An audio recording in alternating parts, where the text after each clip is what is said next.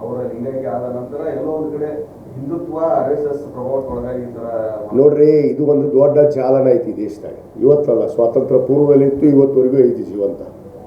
ಏನು ಈ RSS, ಈ ಹಿಂದುತ್ವ, ಈ ಸನಾತನ ಧರ್ಮ, ಮನುಸ್ಮೃತಿ, ಇವೆಲ್ಲ ಒಂದು ದೊಡ್ಡ ಜಾಲ ಇದೆ.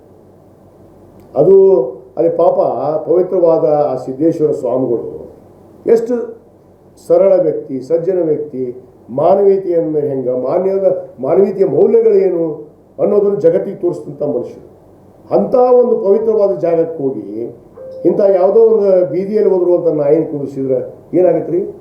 ಅದೇ ಹೇಳ್ತಾರಲ್ಲ, ಎದರ ಮೇಲೆ ಏನೋ ಒಯ್ದು ಕುಂದಿಸಿದ್ರೆ ಏನೋ ಮಾಡಿತ್ತಂತ. ಹಾಗೆ ಅಂಥದ್ದು ಒಯ್ದು ಇದು ಕುಂದಿಸ್ಯಾರ. ಇದು ವ್ಯವಸ್ಥಿತವಾಗಿ ಪ್ಲ್ಯಾನ್ ಐತಿ. ಪಾಪ ಅಷ್ಟೊಂದು ದೊಡ್ಡ ಸಂಸ್ಥೆ ಕಟ್ಟ್ಯಾರ. ಅವರೆಲ್ಲ ತ್ಯಾಗ ಮಾಡಿ, ಪಾಪ ಸರ್ವಸ್ವಗಳೇ ತ್ಯಾಗ ಮಾಡಿದರು. ಅಂಥ ಒಂದು ಪವಿತ್ರವಾದ ಕ್ಷೇತ್ರಕ್ಕೆ ಹೋಗಿ ಈ ಪುಣ್ಯಾತ್ಮನ ಕುಂದಿರಿಸಿ, ಈ ಪುಣ್ಯಾತ್ಮ ಅದ್ರ ಮೇಲೆ ಏನು ಮಾಡ್ತಾ ಇದ್ದಾನೆ? ಯಾವ ಸಿದ್ಧಾಂತದ ಮೇಲೆ ಆ ಗುರುಗಳು ನಡೆದಿದ್ರು, ಆ ಗುರುಗಳು ಕಟ್ಟಿದಂಥ ಒಂದು ಏನು ಒಂದು ಸಂಸ್ಥೆಗಳನ್ನು, ಆ ಒಂದು ಮಠವನ್ನು ಇವತ್ತು ಹಾಳು ಮಾಡಕ್ಕೆ ಕೊಟ್ಟರು ಇವರಷ್ಟೇ. ಹಾಳು ಮಾಡುವಂಥ ಉದ್ದೇಶ ಅಲ್ಲೇ ಅದರಲ್ಲ, ಇನ್ನೊಬ್ಬ ಅಲ್ಲೇ ಮಗ್ಲ ಹಾಳು ಮಾಡಕ್ಕೆ ಹಚ್ತವನ ಅವನ. ಮತ್ತೆ ಏನು ಹಾಳು ಮಾಡಿದ್ರು, ಏನು ಹಾಳಾಗೋದಿಲ್ಲ ರೀ. ಜನ ಪ್ರಜ್ಞಾವಂತರದಾರ, ವಿಶಾಲವಾಗಿದೆ ಜಗತ್ತು, ಜಗತ್ತಿನ ಅರ್ಥ ಮಾಡ್ಕೊಂಡ್ರ. ಪವಿತ್ರವಾದ ಸಂವಿಧಾನದ ಅಡಿಯಲ್ಲಿ ನಾವು ನಡೀತಾ ಇದ್ದೀವಿ. ಬಾಬಾ ಸಾಹೇಬ್ ಅಂಬೇಡ್ಕರ್ ಕೊಟ್ಟಿರುವಂಥ ಸಂವಿಧಾನದ ಅಡಿಯಲ್ಲಿ ಸಮಾನತೆಯಲ್ಲಿ ನಾವೆಲ್ಲರೂ ಒಂದು ಅನ್ನೋ ಭಾವನೆ ಇಟ್ಕೊಂಡು ನಾವು ನಡೀತಾ ಇದ್ದೀವಿ. ಸರ್ವ ಜನಾಂಗದ ಶಾಂತಿಯ ತೋಟ ಅಂತ ನಾವು ನಡೀತಾ ಇದ್ದೀವಿ. ಇವರು ಬರೇ ಸನಾತನ ಧರ್ಮ, ಗುಲಾಮಗಿರಿ, ಬರೇ ಮಾತಿತ್ತಿರ ಇವರು ಯಾವ ದೇಶದಾಗ ಬಿಟ್ರ? ಈ ದೇಶನ ಬಿಟ್ಟು ಹೋಗಂತೇಳಿ ಹಾಳಾಗತ್ತೆ. ಬೇಡ ಅಂದ್ರೆ ಈ ದೇಶ ಬಿಟ್ಟು ಹೋಗ್ಬೇಕಂತ. ಅವರ ಲಿಂಗೈಕ್ಯ ಆದ ನಂತರ ಎಲ್ಲೋ ಒಂದು ಕಡೆ ಹಿಂದುತ್ವ RSS ಪ್ರಭಾವಕ್ಕೊಳಗಾಗಿ ಈ ಥರ ನೋಡ್ರಿ, ಇದು ಒಂದು ದೊಡ್ಡ ಚಾಲನ ಐತಿ ದೇಶದಾಗ. ಇವತ್ತಲ್ಲ, ಸ್ವಾತಂತ್ರ್ಯ ಪೂರ್ವದಲ್ಲಿತ್ತು, ಇವತ್ತವರೆಗೂ ಐತಿ ಜೀವಂತ. ಏನು ಈ RSS, ಈ ಹಿಂದುತ್ವ, ಈ ಸನಾತನ ಧರ್ಮ, ಮನುಸ್ಮೃತಿ, ಇವೆಲ್ಲ ಒಂದು ದೊಡ್ಡ ಜಾಲ ಇದೆ.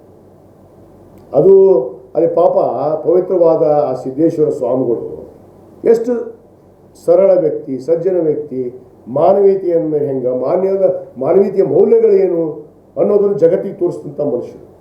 ಅಂಥ ಒಂದು ಪವಿತ್ರವಾದ ಜಾಗಕ್ಕೆ ಹೋಗಿ ಇಂಥ ಯಾವುದೋ ಒಂದು ಬೀದಿಯಲ್ಲಿ ಹೋದ್ರು ಅಂತ ನಾಯಿನ ಕುಂದಿಸಿದ್ರೆ ಏನಾಗತ್ತೆ ರೀ? ಅದೇ ಹೇಳ್ತಾರಲ್ಲ, ಎದರ ಮೇಲೆ ಏನೋ ಒಯ್ದು ಕುಂದಿಸಿದ್ರೆ ಏನೋ ಮಾಡಿತ್ತಂತ.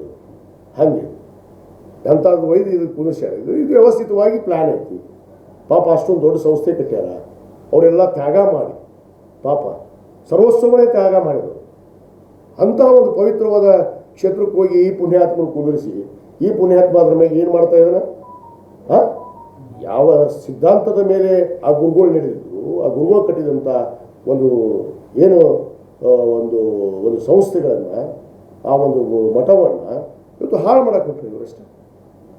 ಹಾಳು ಮಾಡುವಂಥ ಉದ್ದೇಶ ಅಲ್ಲೇ ಅದರಲ್ಲ, ಇನ್ನೊಬ್ಬ ಅಲ್ಲೇ ಮಗ್ಲ ಹಾಳು ಮಾಡಕ್ಕೆ ಹಚ್ತವನ ಅವನ. ಮತ್ತೆ ಏನು ಹಾಳು ಮಾಡಿದ್ರು, ಏನು ಹಾಳಾಗೋದಿಲ್ಲ ರೀ. ಜನ ಪ್ರಜ್ಞಾವಂತರದಾರ, ವಿಶಾಲವಾಗಿದೆ ಜಗತ್ತು, ಜಗತ್ತಿನ ಅರ್ಥ ಮಾಡ್ಕೊಂಡ್ರ.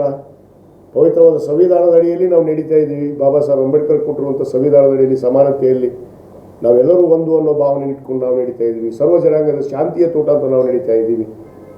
ಇವರು ಬರೇ ಸನಾತನ ಧರ್ಮ, ಗುಲಾಮಗಿರಿ, ಬರೇ ಮಾತಿತ್ತಿರ ಇವರು ಯಾವ ದೇಶದಾಗ ಬಿಟ್ರ? ಈ ದೇಶನ ಬಿಟ್ಟು ಹೋಗಂತೇಳಿ ಹಾಳಾಗತ್ತೆ. ಬೇಡ ಅಂದ್ರೆ ಈ ದೇಶ ಬಿಟ್ಟು ಹೋಗ್ಬೇಕಂತ.